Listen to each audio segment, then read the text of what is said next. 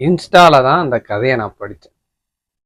அந்த கதையோட தலைப்பு பேர் வந்து பைத்தியக்கார வீடு. ஒருத்தர் அந்த பைத்தியக்கார வீட்டுக்கு பார்வையாளனா போனார். அவர் உள்ள நுழைஞ்ச உடனே ஆளுக்கு ஒன்று பண்ணிட்டு இருந்தாங்க.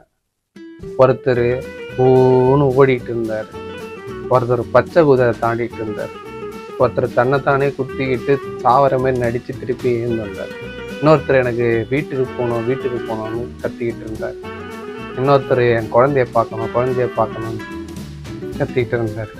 இதுக்கு நடுவில் ஒரே ஒரு ஆள் தெளிவாக உட்காந்துட்டு பெஞ்சில் இருந்தான்.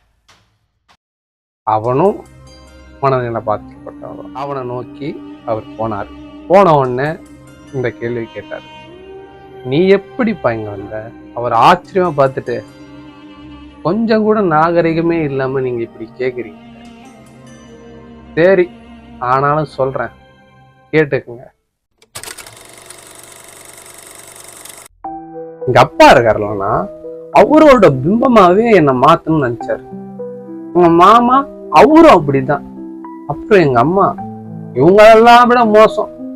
ஏன்னா என்னோட அம்மாவோட அப்பா, அதாவது என் தாத்தா மாதிரி வாழ்ந்தாதான் ரொம்ப சிறப்பான வாழ்க்கைன்னு என்னை போட்டு டார்ச்சர் பண்ணும். அப்புறம் என் தங்கச்சி புருஷன் மேல ரொம்ப பக்தி, ரொம்ப பெருமை ஜாஸ்தி. அதனால என்கிட்ட வந்து, நீ எப்ப என் கனவு மாதிரி பெரிய ஆளாக போற சொல்லு அப்படின்னு தினமும் கேட்டு டார்ச்சர் பண்ணும். சரி இவங்களெல்லாம் விட்டுட்டு என் தம்பி ஒரு நல்ல விளையாட்டு வீரன். அவன், நீ எப்ப என்ன மாதிரி சிறந்த விளையாட்டு வீரனா எப்ப ஆக போற அப்படின்னு சொல்லிக்க. ஓ வீட்டுலதான் இப்படின்னு ஸ்கூலுக்கு காலேஜ்ல வந்தா அங்க இருக்க ஆசிரியர், கணக்கு வர்றவங்க, பிசிக்ஸ் சொல்லி தருவாங்க, கெமிஸ்ட்ரி சொல்லி தர டீச்சரு எல்லாருமே அவங்கள மாதிரி எப்படி கெமிஸ்ட்ரி போடணும், அவங்கள மாதிரி எப்படி பிசிக்ஸ் போடணும், அவங்கள மாதிரி எப்படி கணக்கு போடணும்னு சொல்லிதான் என்ன ட்ரெயின் பண்ணுவாங்க. இப்படி எல்லாம் இது எல்லாமே என்னால தாங்க முடியாம ஒரு கட்டத்துல அங்கெல்லாம் துரத்தப்பட்டு இந்த பைத்தியக்கார வீட்டுக்குள்ள வந்தேன். ஆனா இங்க வந்த உடனேதான் மனசு ரொம்ப லேசா அமைதியா ஃபீல் பண்றேன். தெளிவா தெரியுது இப்பதான் எனக்கு எல்லாம். இங்கதான் நான் நானா இருக்கிறேன்.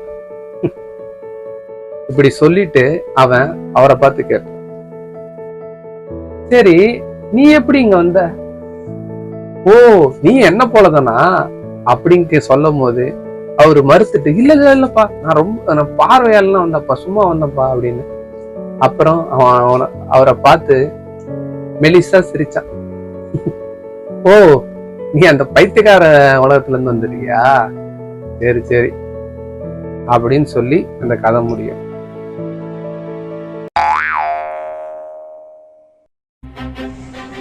இதுல இருந்து என்ன சொல்றேன்னா, என்ன சொல்ல வரேன்னா, வெறும் காப்பி பேஸ்டா இருக்காதீங்க, ஒரே சிமிலரா இருக்காதீங்க. அதாவது அப்படியே ஒரே மாதிரி அச்சடிச்ச மாதிரி வாழாதீங்க அப்படின்னு நான் சொல்லல, அவங்க சொன்னாங்க. ஆனா நானும் அதான் சொல்றேன். நம்மளுக்குன்னு ஒன்று தோணும், அதை நோக்கி போகணும், அதை பார்த்து 4 பேர் சிரிக்கலாம். ஏன்னா அவங்களுக்கு தெரியாது, ஏன்னா நீங்களே அது ஒழுங்காக பண்ணியிருக்க மாட்டீங்க. ஒரு கட்டத்தில் நீங்களே ஒழுங்காக பண்ணுவீங்க, 4 பேர் உங்களை ரெகக்னைஸ் பண்ணுவாங்கன்னு பண்ணாதீங்க, உங்களுக்கு பிடிச்சிருக்குன்னு பண்ணுங்க. அது எதுவாக வேணா இருக்கலாம், அது உங்கள் தொழிலே வேணா இருக்கலாம். அது இதுதான் தேர்ந்தெடுக்கணும், கலையை தேர்ந்தெடுத்தா தான் இல்லை, உங்களுக்குன்னு ஒன்று தோணும், நீங்கள் பண்ணுற வேலையிலே ஒன்று தோணும், அது செய்யுங்க. ஓகேவா? இதுதான் அந்த கன்க்ளூஷன், முடிவுரை.